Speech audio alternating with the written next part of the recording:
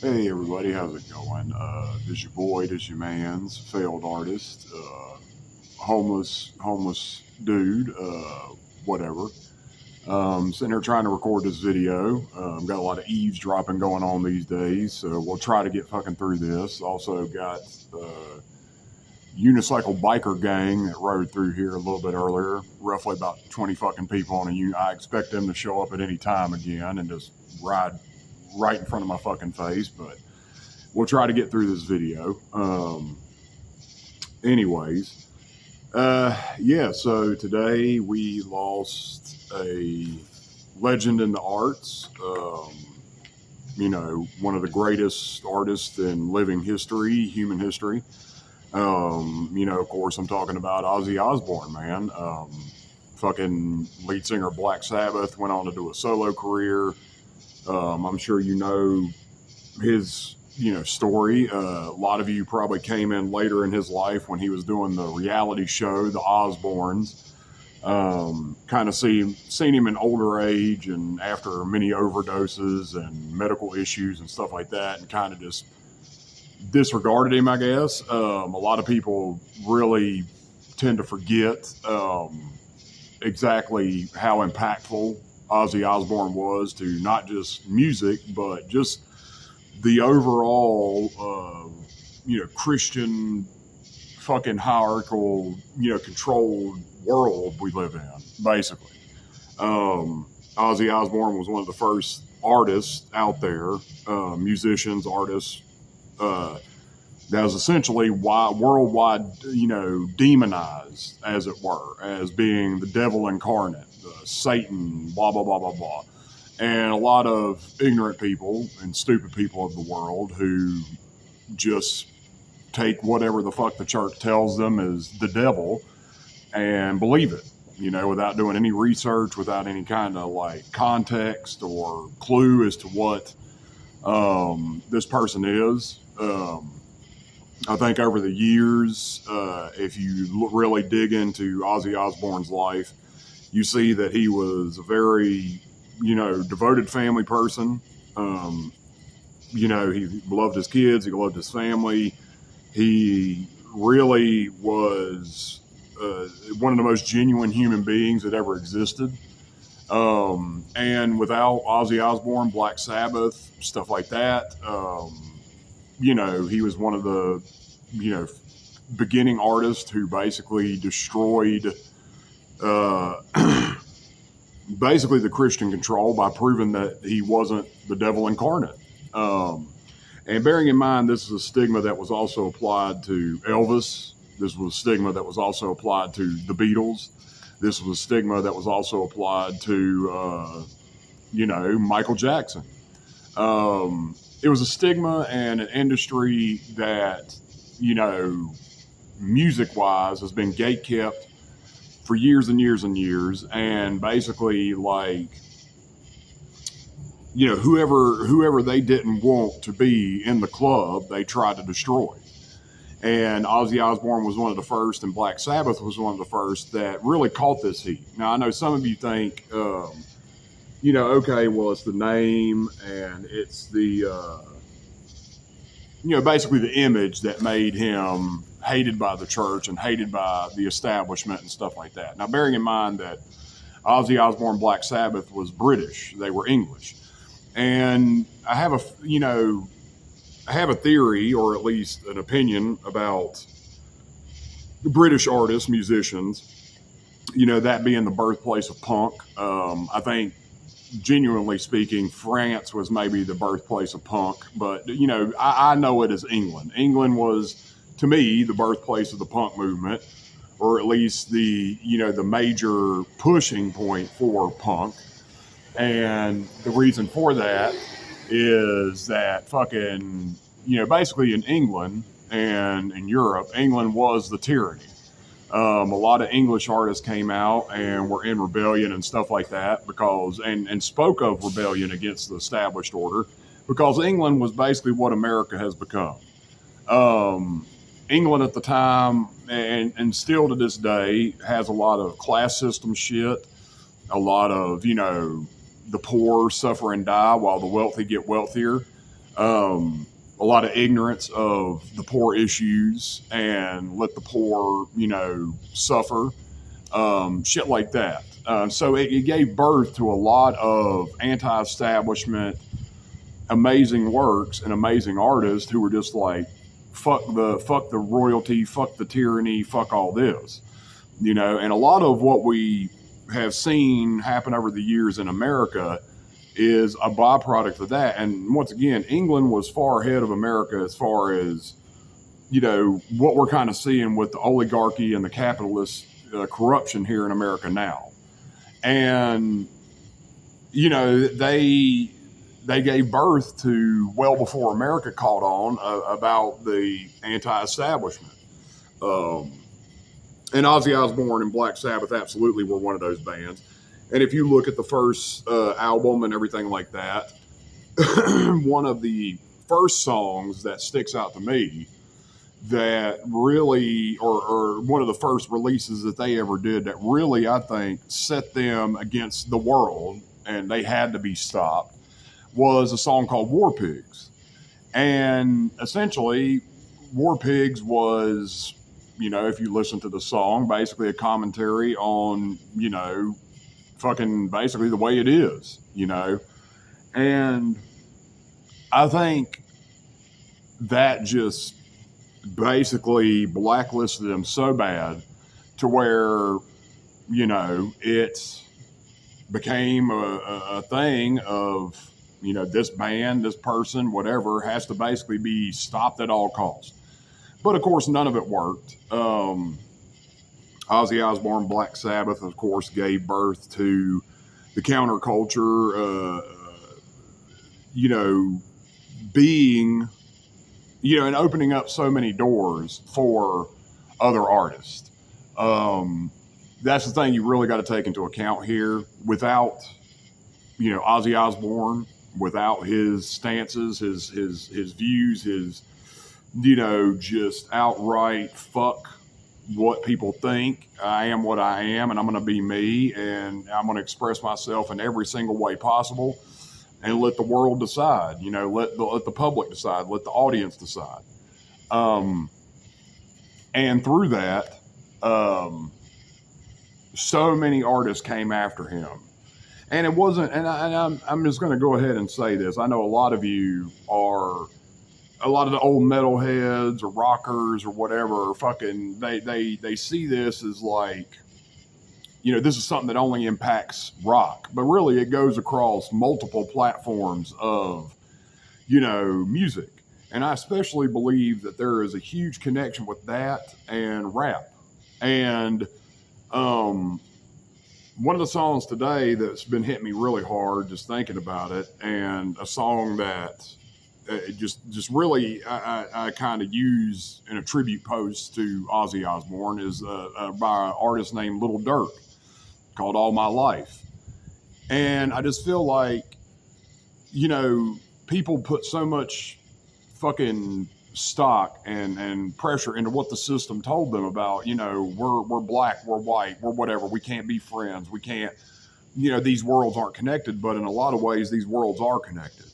And the same stigmas and shit that they applied to, white artists, metal, rock, and stuff like that happened to a lot of rap artists, happened to a lot of, especially NWA coming up, all that stuff. They did the same fucking thing to them.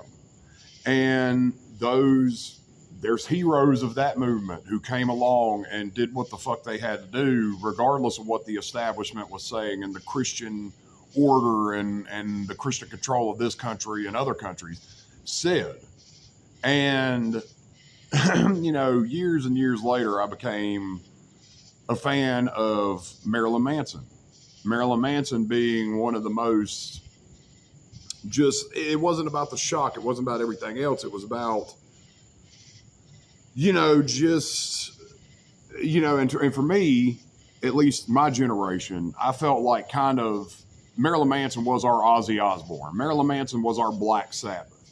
Marilyn Manson was our Antichrist incarnate. He was probably, Marilyn Manson probably was the antithesis of this movement.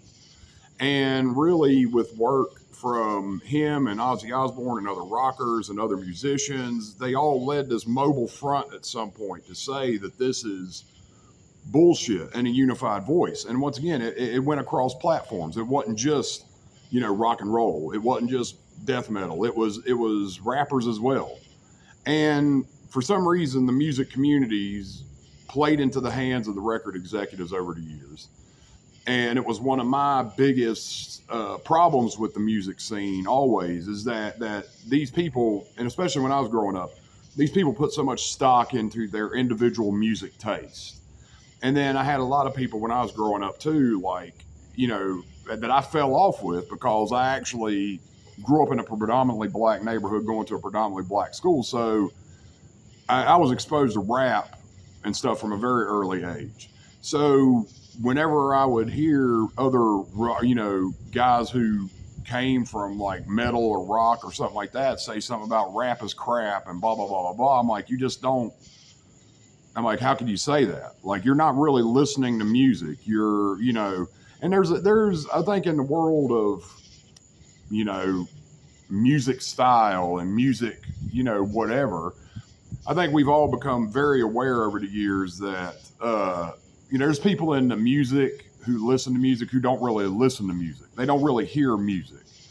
They don't really feel music.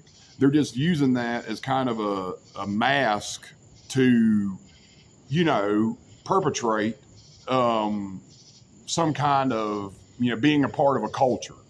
And it's the weirdest thing when you see it. Like, there's people who will, and, admittedly, there's like, the white hip hop kind of, I want to be black kind of kid, we've all seen.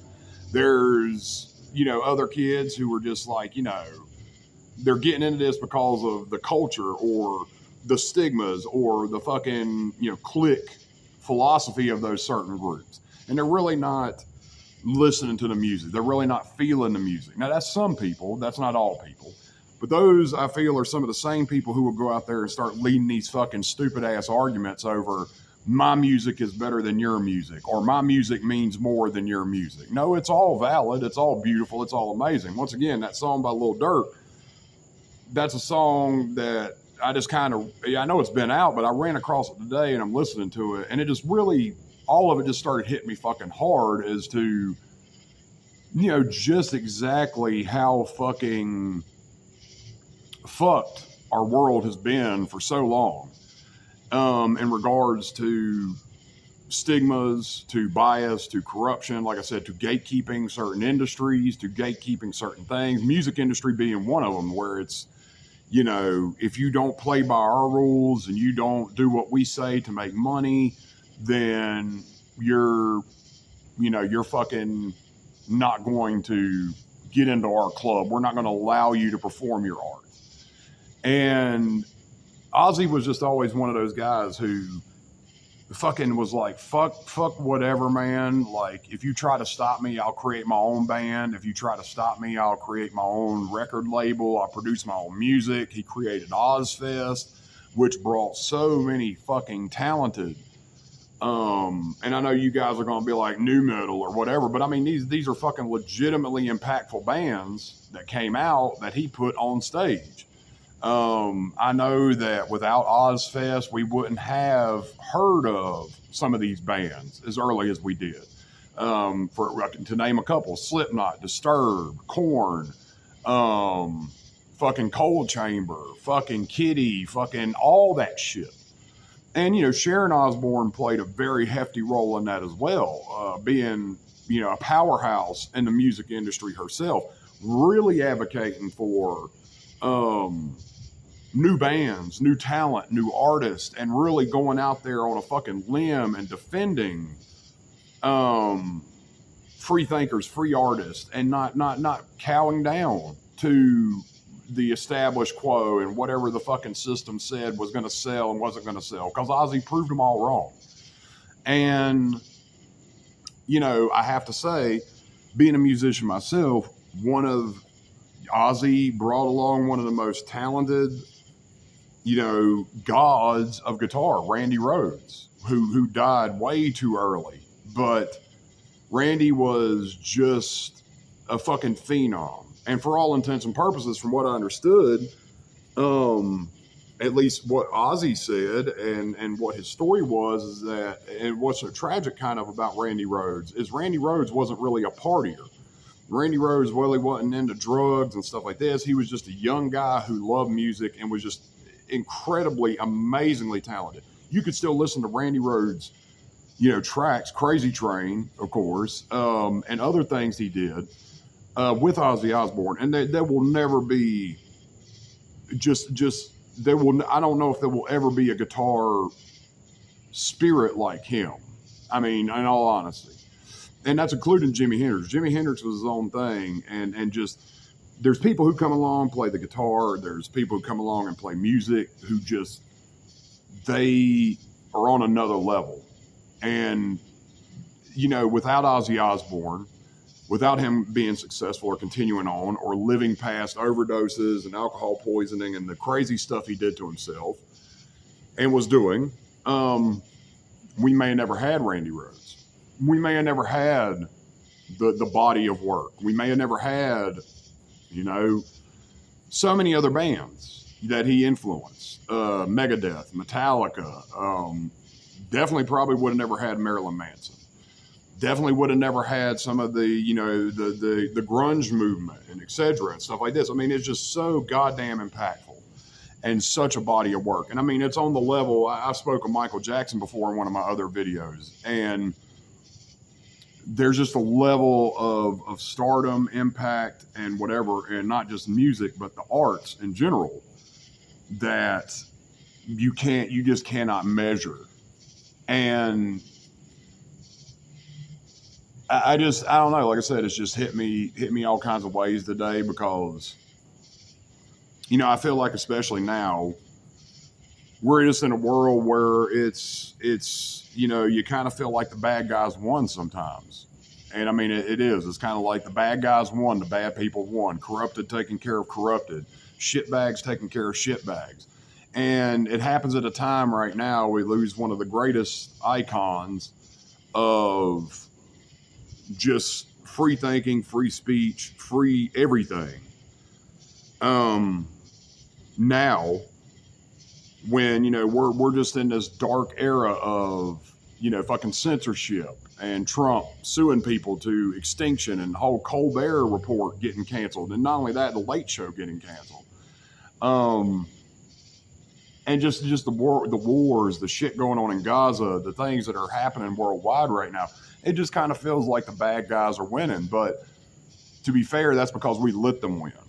We let the bad guys win. We let the bad guys have this control. We let the bad guys pull this shit and not do anything about it. And I'll just kind of leave it at that.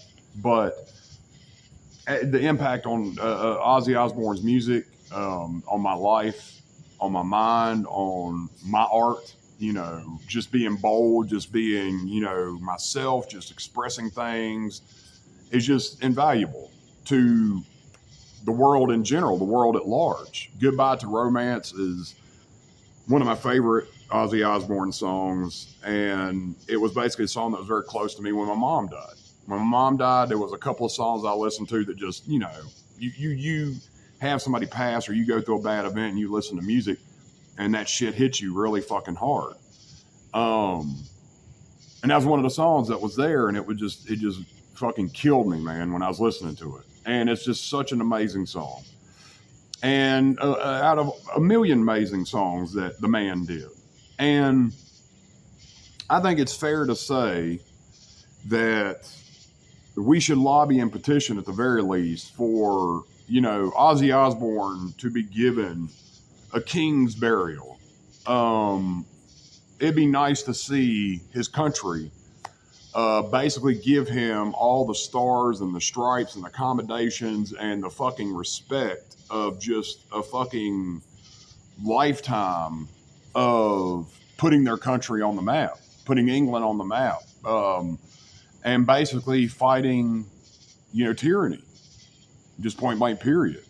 And I know some of you, like I said, are younger. You don't really understand. Maybe it's a good time now to go back and look at musical history, to look at what was paved and to kind of understand it. And don't just go through and listen to, you can listen to the popular tracks, sure, but really dig through the albums of an artist. Whenever you go back and you listen to music history, for example, the Beatles, stuff like that, dig through their back catalog, because a lot of shit in an artist's back catalog is where some of the greatest gems are. Like, for example, whenever I discovered, or heard the song Goodbye to Romance, I never heard a lot of people talking about it. And then I was just listening to the album and I ran across it and I'm like, wow, this is an amazing fucking track that just wasn't played on the radio at the time. Over the years, it's gained popularity and people discovered it, but, whenever you're doing that, like I said, dig through the back catalog, listen to the songs that weren't put on the radio, because a lot of times those songs put on the radio, especially artists back then, they would record a full solid album, but they would record obviously the songs that they knew would be the radio classics, and then the songs that weren't really played on the radio or really were kind of the backing tracks of that album, not the standout song. That's where the real bread and butter of the band started becoming, because those were the songs where they're like, fuck it, we're just going to say what we're going to say because we know this ain't going to get any radio play either. So we're just going to do this as a song we like, or a song that we really appreciate or feel. And, that's happens a lot of time with artists, musicians, and, is what it is. Just a really sad fucking day, man. But I just want to say rest in peace to the one true king. I mean, his greatness cannot be overstated. His significance to the arts cannot be overstated at this point. And they may never be another like him, especially going into the future too. It's where, a lot of it's just commercial carbon copy stuff that's pumped out. It's not really, people standing on some kind of message or some kind of fucking stance anymore. And bearing in mind back then, man, when artists did a stance like that, when people literally came out and said, I'm not going to play by the establishment's rules, they were playing with fucking fire, man. This was an era when, John, and this was still fresh and not too long after, John Lennon was killed. Somebody just came out and fucking shot him. This was an era when people were freely getting killed if they spoke their mind or spoke out, and said that this isn't right, or, what have you. Either way, it's been a long day. Rest in peace, Ozzy Osbourne. I implore you, please go check out his catalog. Please go check out his works, his life story. Watch any of the documentaries you can on Ozzy Osbourne. Hear him speak about things. Hear him speak about his journey. And I just hope the man gets the send-off, the grand, all the respect and tribute and everything that he's earned. And, we all knew it was going to happen eventually, of course, and God bless him. He was on this last tour. I couldn't watch it because I didn't want to see a frail old man doing his best to perform, but he performed his, in Birmingham, I think, with Black Sabbath, and that was his kind of his send-off, and I think maybe they knew that this was going to be the last time they saw their friend, and now maybe I can watch it, or we can watch it with a different context, knowing that he kind of knew he was going to die. Johnny Cash did kind of a similar path when he died. When he was going out the door, he recorded, his last album, his last videos, and he kind of knew this is the end of my life. This is the last I'll ever do. And not too long afterwards, he died. So, it is what it is, man. And I just, like I said, once again, I implore you to go just, if you're younger, please go check it out. Please go check out, and no matter what genre you're from, black, white, other, whatever, just go check it out and listen to his words and listen to what he said and listen to his life's journey, because that can fully and completely apply to you if you're an artist, a musician, whatever. And that's all I could say about it, really. Thanks for watching, liking, comment, and subscribing. If you do, please do. Please like, comment, and subscribe. Please share this video. If you'd like to help me out, I'm homeless at the moment. Could use any help you can give me. My donation links are in the description below. Thank you so much for watching, and that's it. You guys take care of yourselves and take care of each other. Bye.